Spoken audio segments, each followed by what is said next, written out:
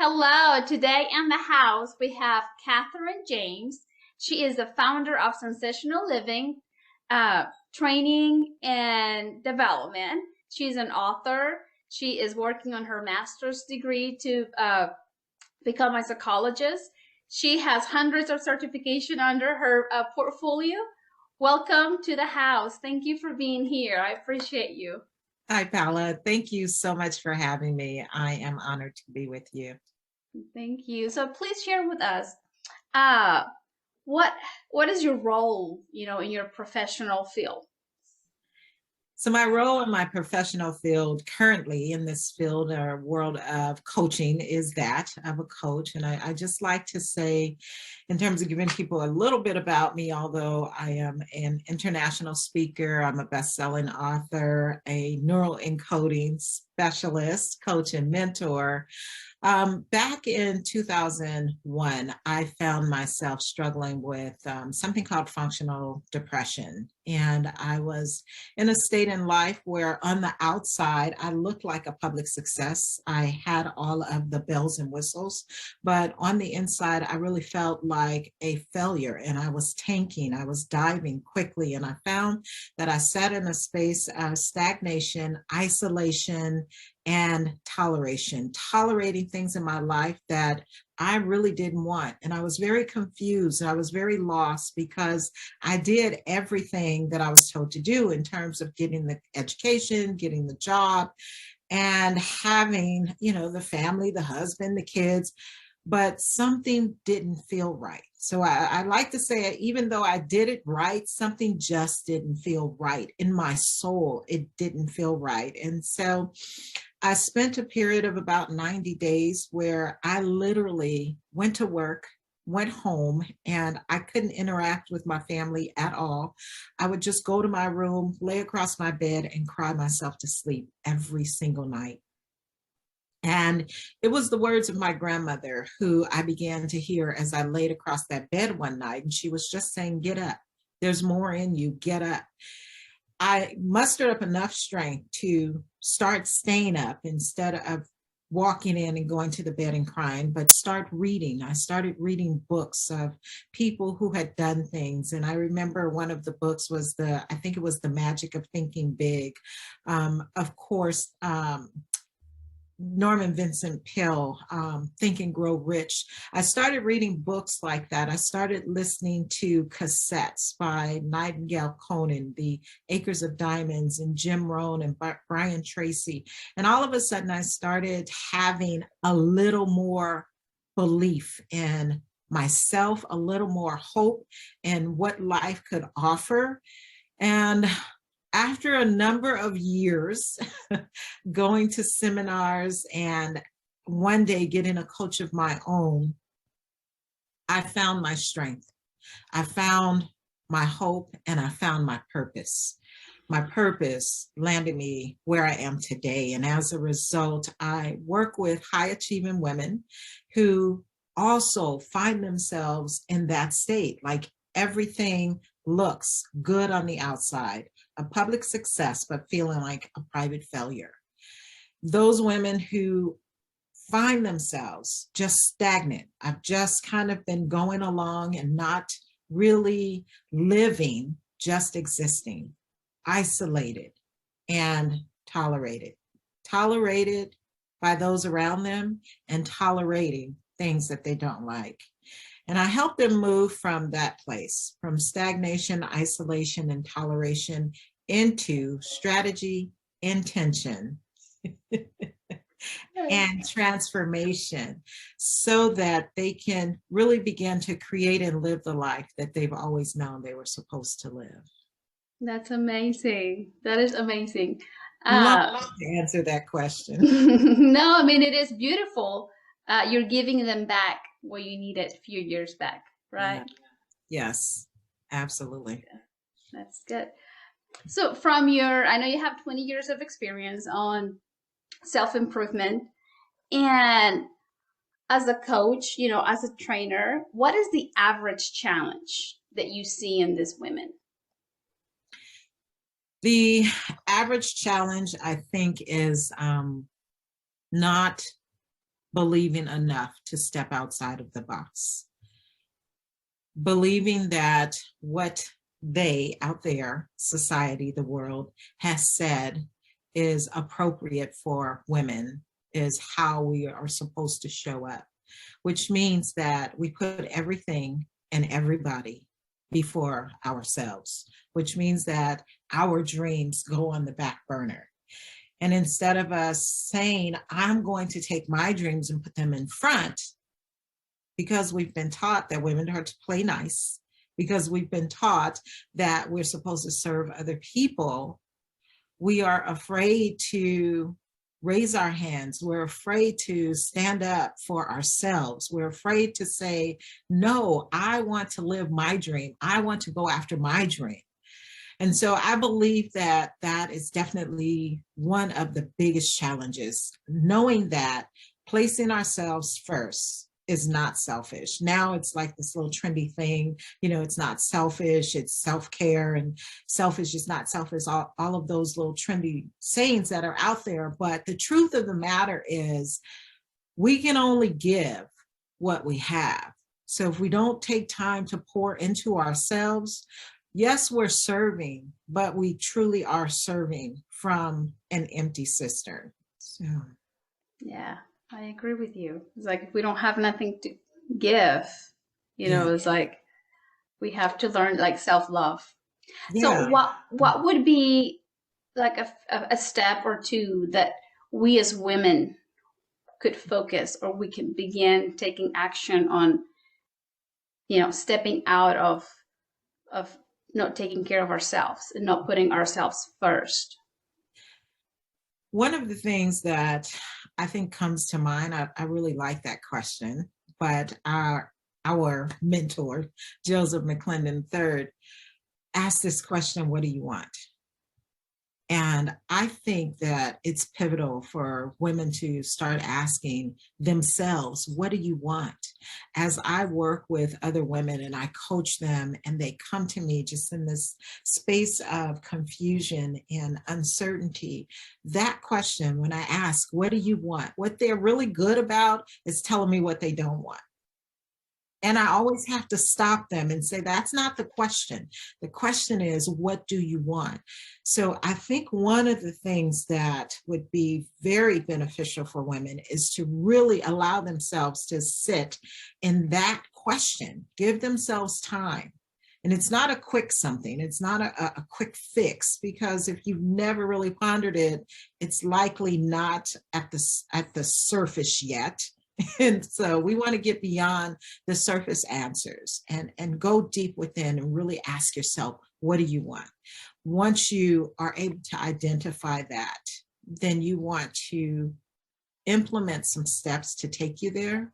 And I will say that sometimes you can't do it alone, which is why, we as coaches, we as mentors are very important, because oftentimes you can't do it alone. Yeah, beautiful. Yes, I'm a true believer that is like, go to your heart. Yes. Like whenever we are like offline, and it's like, what do you want? And then it's like, go to your heart. Yes, truly. The answer's there. Yeah. Now, you also work with women entrepreneur. And what is the, same average struggle that you see? Mm-hmm. I think with entrepreneurs, and I don't do a lot of work with entrepreneurs, I think for myself and what I've seen and with the women that I do work with that are entrepreneurs, is we show up to this entrepreneurial space in what I would call a area or state of misalignment. We're out of alignment. And what I mean by that is we believe that our primary area of focus should be skill set. So we spend a lot of time developing our skill set. How do I get more training? How do I, put out more videos? We spend a lot of time developing our skill set, where in reality, I believe it's more important that we focus more on mindset. And once we are working through mindset, then we also have to focus on reset. So what that looks like, mindset, why? Because we come with a lot of beliefs, we come with a lot of behaviors, we come with a lot of stories that may not necessarily support us on this entrepreneurial journey. So you have to change some of that. We are human beings that have been programmed since before we were actually even born. We've been programmed. We've got programming from our ancestors. We got programming from, our moms in the womb and DNA, all of these things. So if you, like me, came up in an environment where there weren't any entrepreneurs in your family, you heard, go to school, get a good job, get a good education. Well, when you step out now, you want to be an entrepreneur, guess who's around you? All of those people who said, go to school, get a good job and get a good education so that, get a good education so that you could get a good job, are there saying, what are you doing? You're going to fail. That doesn't make sense. And you're over here on this island by yourself, building these skill sets. Yes. But they're attacking you from a place of mindset. So if you change the mindset by interacting with people who have the mindset of entrepreneurs, or getting mentors and coaches who think a little bit differently. Now, when you come up against those close to you that are singing what they know in terms of their song, you're able to weather that. You're able to withstand. You're able to understand why it can be their way and it can be this way. And the reset is simply understanding that what I do first, maybe it won't work. What I do second, maybe that won't work. But I have to be able to reset each time, reset so that I can truly move forward. So it may be at some point you're coming and you're going to be navigating through all three: skill set, mindset, and reset. But the biggest challenge that I see is people focus on skill set, and we really need to focus on mindset. Mindset, yes. Because a phrase or a word or just that might be expressing something, fear, and then you might take it negatively, and then it messes with your self-doubt. Yeah. And then you're wondering, am I doing the right thing? Yeah. And yeah, so that's beautiful. Yeah, mindset. And when I go into mindset, or when I say mindset, I'm not just talking mental. One of the things that I study is I love to understand how this brain and body works, the nervous system. So part of mindset, the nervous system, we have, as I said, programmed, but we're wired a certain way. And so with mindset shifting, you have to shift not only the thinking, but you also have to be able to implement, I'm sorry, something's popping up here. You need to implement strategies and learn how to also rewire the nervous system so that if you have fear, something comes up, it's going to show up in your body. It takes you then into this fight or flight response. You have to know how to navigate. How do I get out of that? Because if you don't, that fight or flight response is going to bring up the old stories. It's going to bring up the old thoughts and behaviors. And again, it may not serve you for where you're going or the journey that you're on. You're right. Yes. Like you said, it's like we are being programmed, since way before we were born. We have already, our DNA was already encoded. So yes, we have to learn to rewire ourselves to follow our goals, Yes. if they're not serving us. That's amazing. Now our year, 2021 is coming to an end. How could you, what advice could you give us to end the year in good terms? What advice can I give? I will say we get to choose. We get to choose. I don't know what's good or bad. I like to say nothing means nothing until we give it meaning.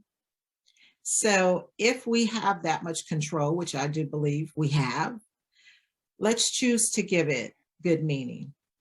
What does that look like? We've been in a space where, for the last 2 years, life has been very different. And you hear a lot of people saying it's been very challenging. It's been very difficult for you. I would say as we choose, we can choose to see the difficulties, or we can choose to see those things that have been very beneficial. As I look at my own life, being able to sit in just quiet and almost solitude for 2 years has allowed me to truly grow personally. It's allowed me to grow professionally, like my business is growing. It's allowed me to grow intellectually. Going back to school was not something that I probably would have done had we not gone into quarantine. But because I am a neuroscience geek, because I love to understand what's going on with our brains and why we show up the way we show up, it allowed an opportunity to do something different. So as we close out this year, I would encourage people to look at the year and ask, what are my takeaways? What lessons can I learn from the challenges that were presented, that were offered to me? And if we truly leave this year saying life happens for me and not to me, I think we can leave the year on a good note. Yes, that is beautiful. You brought tears to my eyes, because if we could only learn to see that adversity were just gifts giving to us. It was just a gift for you to develop a new skill. It was just a gift for you to be stronger. It's like, it's like whoever, brought the gift to you, thank them. Don't keep any anger, any resentments, because, it happened for you. It had to be that person that brought you the gift. So that is beautiful. The book that I live by says that all things work together for good. And when things appear to be very challenging, I go back to that. If all things work together for good, even this is for good. So. That's amazing. That's awesome. Oh, okay. Now we're beginning, like within a few days, we'll be in a new year. What is your advice? Like, how could we, set ourselves for success for 2022? I'm going to go back to what I am framing, creating and developing something called a SIT model. How do we develop ourselves for success? And I'm going to say strategy, intention, and transformation. What I mean by that is many times in the new year, we're excited and we have all these resolutions and we're going to do all these things, and I'm going to lose weight, I'm going to work out, I'm going to change my diet, I'm going to make more money, I'm going to get a new job, like all of these things we're excited about. And then somewhere around January 15th, February 1st, it's all fallen by the wayside. And like, I've been there, I get it. And the issue is we cannot take old beliefs, old behaviors, old stories into a new year and expect to get new results. If you take old beliefs, old behaviors, old stories into a new year, you are going to get old results. So with strategy, intention, and transformation, you allow yourself, the strategy is the how. How do I start to change those stories, those beliefs and behaviors that no longer support me? How do I start to do something different by way of how I show up in the world? The intention, nothing happens by accident. You've got to be on purpose and intentional about changing your life. And then the transformation, understanding that it's going to take time, and giving yourself permission to go through the metamorphosis, if you will, to make that transformation. Many times we are in a hurry and we want it to happen right now, but true lasting change takes time. So allow yourself to go through the transformation. So I say in the sit model, instead of sitting on your dreams when you're stagnant, isolated, and tolerating, you get to sit in your dreams by having strategy, intention, and transformation. And as you sit in your dreams, you can create the life that you've always known you were supposed to live. Beautiful. Yes. That's amazing. Yeah, I love it. Like intention. That's one of the words that I've been trying to practice, like with my starting from home, like, because I tell my husband, I said, when he's talking to me, I've been trained not to pay fully attention because our kids always come and say, hey, mom, or, or they say, hey, dad. So it breaks the conversation. Yeah. So it's like, I was honest. It's like, I have to work on it. I said, if you're talking to me, I said, if my eyes go one way, I said, I think it's because I've been training not to listen to you for the whole conversation.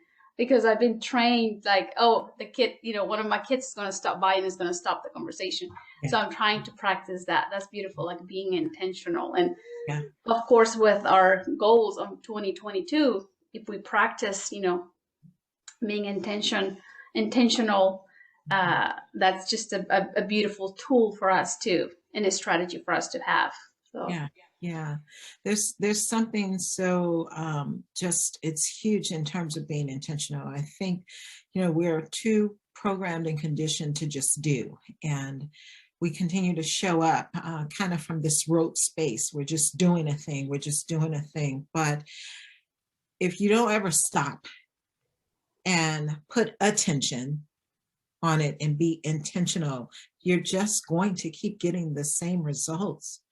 So intention is doing something purposely. How do I be on purpose every single day? And when we look at our own lives, I just can't help but say, it's imperative that we be on purpose every single day for our own lives. And as a coach who has studied trauma, one of the things that I talk about is people surviving and people thriving in their lives. Many people are just in survival mode, but to move out of survival mode, it takes intention, and walking with intention, we get to really start to move towards thriving in our lives. Wow. Yeah. Intention. I'm adopting that and I'm practicing it because it gives more meaning to our life, even with our children. If you can focus that 5 minutes, then you're showing them that they matter just by giving them your intention, like you're listening. And we're more present, like versus overachievers. We think we have to be busy, just doing. And I have to break that pattern of being. Yes, I've been there. And still, I like to say I'm a recovering overachiever and recovering. You're doing amazing. I mean, I want to just learn from you so much. Please share with us, how did this journey of coaching and training has changed your life? I don't know that there are words to really explain how it's changed my life. I really don't.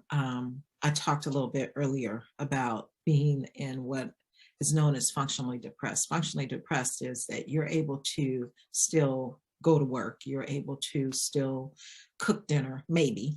But you struggle with navigating through life. You struggle with having energy. You struggle with being happy. And many people on the outside don't know that you're even in this state, because you can do this dance, if you will, to make people think that you're okay when you're really not. It took this work to really wake me up and give me hope. The person that you see in front of you was non-existent. I was the perfectionist. I was the overachiever, and life was very serious for me. And I needed to accomplish and be and do. And there was just this level of rigidity that was no fun. No fun at all. Today, it's truly understanding the important things in life, what really matters. And, just being able to love each human being that's allowed to cross your path, being able to sit in a space of compassion when they don't look the way you think they should look or be the way you think they should be. And not that I get it right all the time, but having an awareness and a desire to really make a difference in the world and help other people just live the best that they can and be who it is that they were created to be. That's beautiful. That is beautiful. Like you said, it transformed you with what you were sharing a while ago. So that's beautiful. Yeah. And now you get to impact others. Mm-hmm. And there really aren't words. I don't even know. Like, I'm so grateful. I'm so grateful.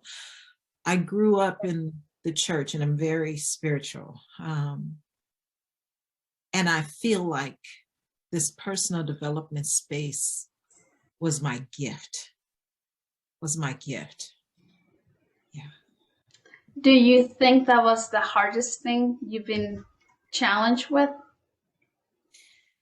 The hardest thing that I have been challenged with, I am going to say, is trusting. So it's a part of it, yes.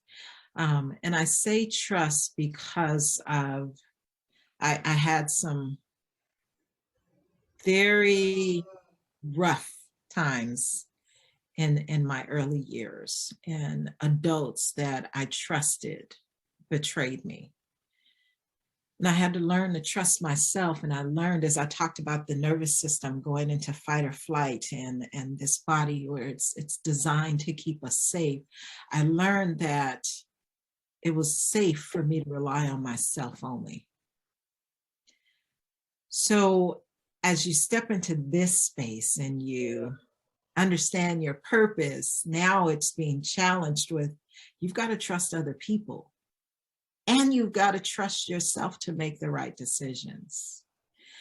So I think the most challenging thing I would say has been trusting others. And it shows up, it almost sounds like that's a shallow answer, but I want people to understand what's underneath all of it. Like, when we don't trust, it's because there's a hurt. There's a level of pain that we're trying to avoid. When we don't trust, it is this facade that we're holding on to. And like, I'm never going to allow that to happen to me again. And so instead of saying, I don't trust you, I just wear this perfection persona really well.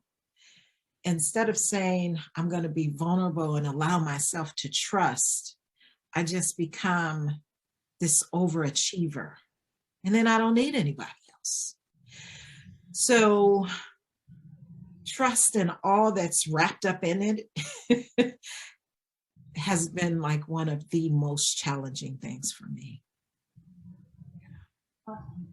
This is a self-wall. Like you built to protect yourself. Yeah, your own prison. you think you're keeping people out and you're keeping you in. Yes. Yeah. So did you learn? I mean, I don't want to say it because to me it sounds like you learn to love others even when they're not loving you, like right now. Are you able to do that? Yeah. And right now it's very different. My goal my prayer is that I exude love. And so it's kind of funny because sometimes I don't know that I'm not receiving love. Good. It's just everybody loves me, right? Like, Yes. Yes. so You radiate so much love. You know what I mean? That you don't. You think of, it's coming back. So that's good. I mean, that's where yeah, we need to yeah, be. It's like, and I am being aware of it now because yeah, I grew up going to church too, and you hear love love one another. But I think now is like I am loving one another. Like even if that you don't feel the love, you love. yeah, But it yeah. has taken uh, tools and strategies and techniques and just working through this self improvement that I've learned. It's Mhm. like just love, Yeah, you know. yeah. And I have a different understanding because I also study the effects of trauma. I study trauma and the effects of trauma. So when people show up and what I may have in the past deemed to be unloving, today I can be more compassionate because I know that they are really just responding from a space of trauma. And what happens is the same thing as I was doing, keeping myself safe. They're trying to keep themselves safe. And their way of keeping themselves safe could be anger. Their way of keeping themselves safe could be hostility or this level of aggression that doesn't feel like love, but they're simply keeping themselves safe. And if I'm able to understand that, I can still approach them in love and have a connection. So, That's good. Like I'm glad you share that. yeah. It's like just be aware that maybe they're dealing with a trauma. Yes, and they may not know. They likely will not know. Oh, okay.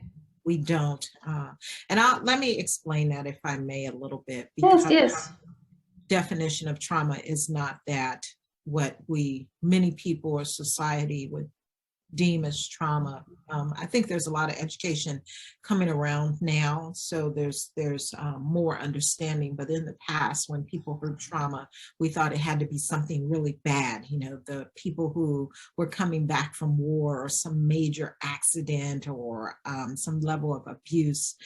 However, what scientists are now understanding is that, or the definition of trauma is simply anything that happens that causes us to respond in a manner mentally, physically, psychologically different than we would have without experiencing or but for that experience in our lives. So trauma could be something as what we society may call something as small as taking a baby's pacifier out of their mouth.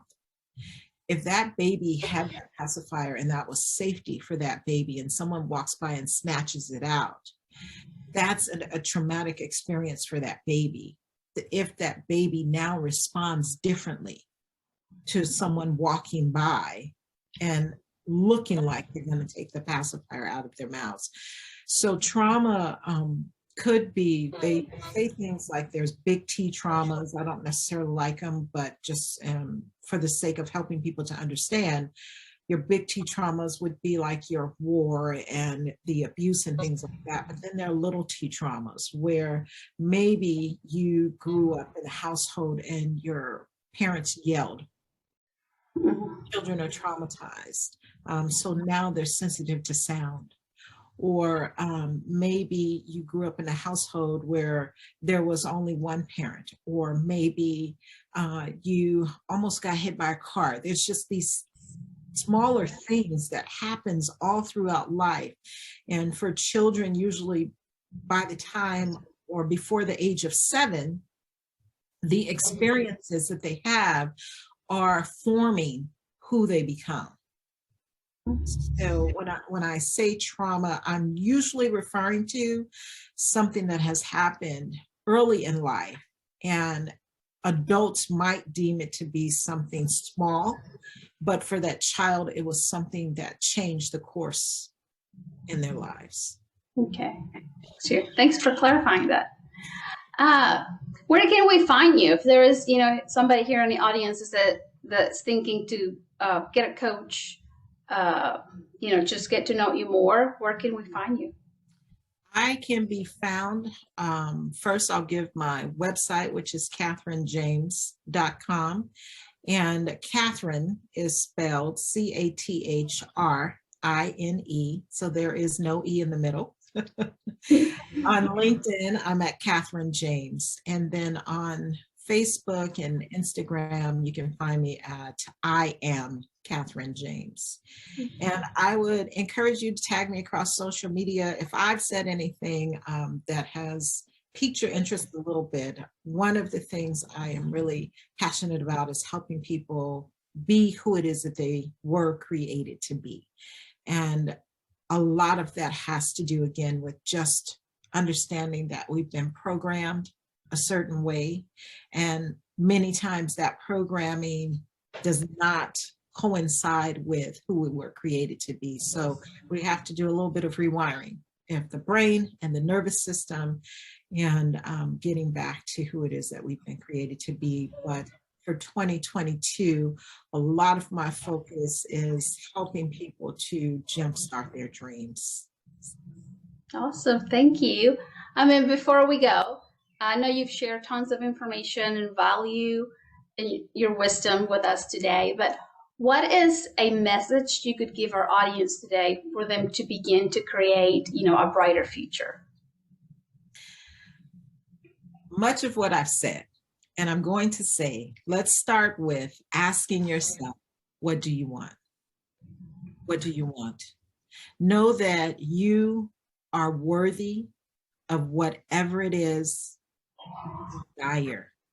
And the answer that shows up in what do you want is likely the reason why you were created.